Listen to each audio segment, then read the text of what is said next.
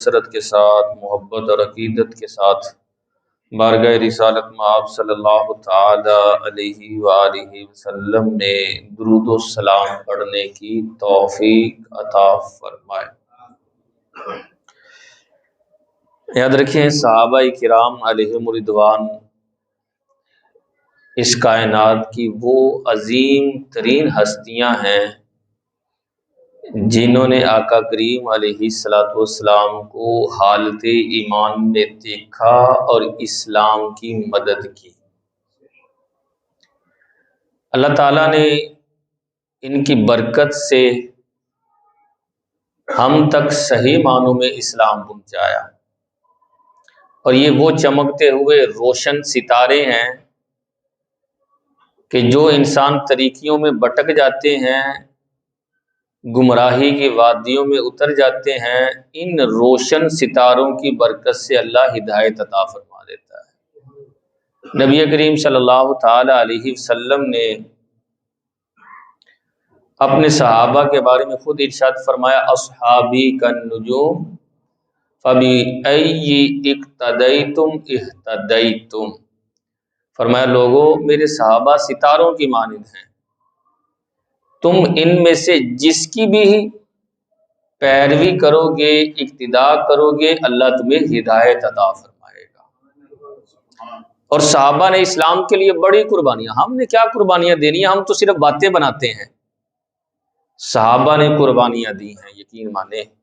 جب بندہ تاریخ کے اوراق کا مطالعہ کرتا ہے تو آنکھیں اشک بار ہو جاتی ہیں، یار اتنی تکلیفیں اسلام کے لیے اور بانی اسلام کے لیے۔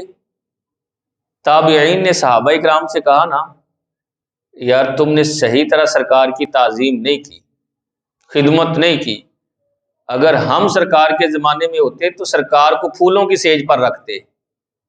تو صحابہ میں سے ایک صحابی مسکرا کر کہنے لگے، قسم بخدا اگر تم ہمارے زمانے میں ہوتے تو اندیشہ تھا کہ کہیں تم اسلام سے نہ پھر جاتے۔ جتنی تکلیفیں ہم پر ڈالی گئیں، اتنی تکلیفیں اگر پہاڑ پر ڈالی جاتی تو وہ بھی ریزہ ریزہ ہو جاتا۔ زندہ کی کھال اتار دینا معمولی بات نہیں ہے۔ صحابہ کرام علیہم رضوان کے گلوں پر چھریاں چلائی گئیں، بچوں کو ذبح کیا گیا، لیکن سب کچھ دین اسلام کے لیے قبول کیا ہے۔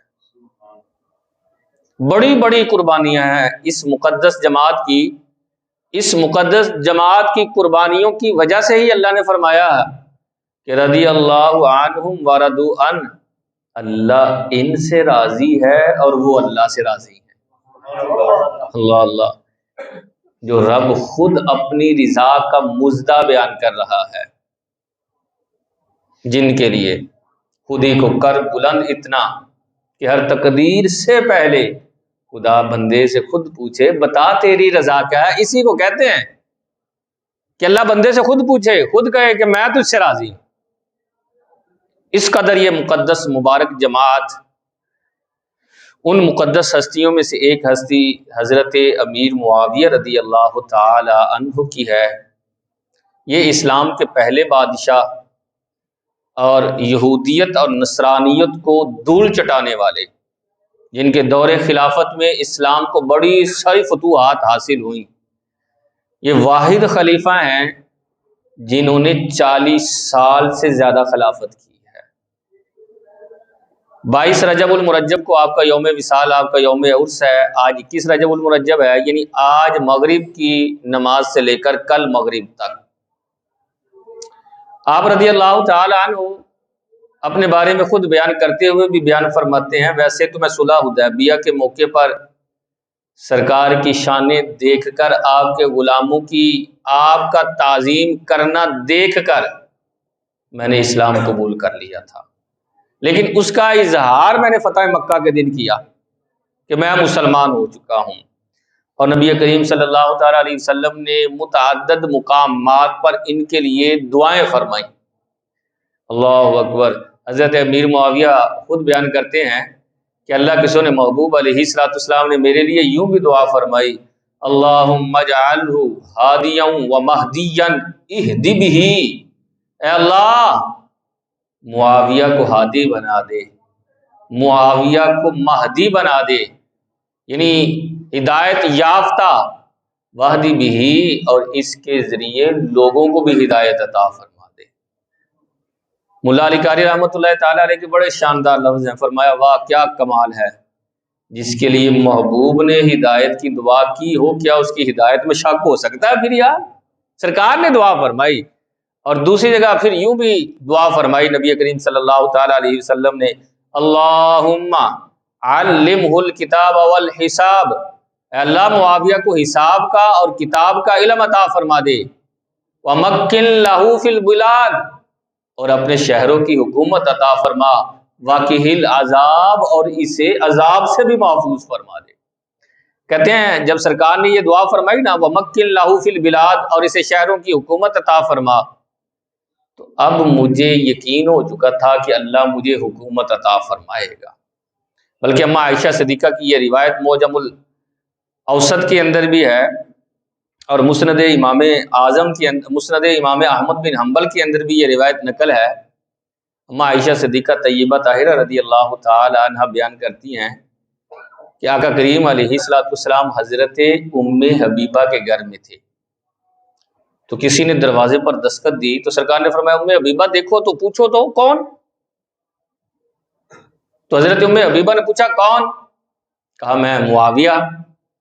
تو عرض کیا یا رسول اللہ وہ میرے بھائی، کیونکہ سگے بھائی ہیں حضرت ام حبیبہ کے حضرت امیر معاویہ سگے، تو عرض کی حضور وہ میرے بھائی ہیں حضرت امیر معاویہ۔ کہا اچھا بلاؤ انہیں۔ بلایا گیا، تو جب بلایا تو آقا کریم علیہ الصلوۃ والسلام نے دیکھا کہ انہوں نے نا قلم اپنے کان کے اوپر رکھا ہوا ہے، جیسے آپ نے دیکھا نا لکھنے والے حساب کتاب کرنے والے قلم ایسے رکھ دیتے ہیں، ایسے قلم رکھا ہوا۔ تو فرمایا معاویہ یہ کیا ہے یار؟ عرض کی حضور میں قلم اس لیے ساتھ اس طرح رکھتا ہوں کہ میں آپ کے حکم کے لیے ہر وقت تیار رہتا ہوں، کیونکہ آپ مجھے وحی لکھنے کا یا خطوط لکھنے کا حکم ارشاد فرماتے ہیں، تو میں ہمہ وقت گویا کہ آپ کے حکم پر تیار ہوں۔ تو سرکار مسکرائے، فرمایا اللہ اکبر، معاویہ اس وقت تیری کیا شان ہوگی جب اللہ تجھے خلافت کی قمیص یعنی پوشاک پہنائے گا۔ حضرت ام حبیبہ نا ویسے گھر کا کام کر رہی تھی، جب یہ لفظ سنے نا کام چھوڑ کر سرکار کی بارگاہ میں حاضر ہو گئی، یا رسول اللہ میرے بھائی کو، اللہ میرے بھائی کو خلافت کی قمیص پہنائے گا؟ فرمایا ہاں نا۔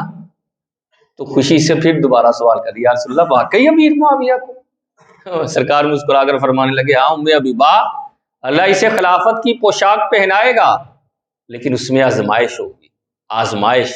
سرکار نے یہ 2 مرتبہ لفظ فرمائے نا آزمائش۔ حضرت ام حبیبہ بڑی کمال کی سیانی تھی، عرض کی یا رسول اللہ آزمائش ہے تو کوئی بات نہیں، آپ دعا فرما دیں، آپ کی دعاؤں سے آزمائشیں حل ہو جاتی ہیں۔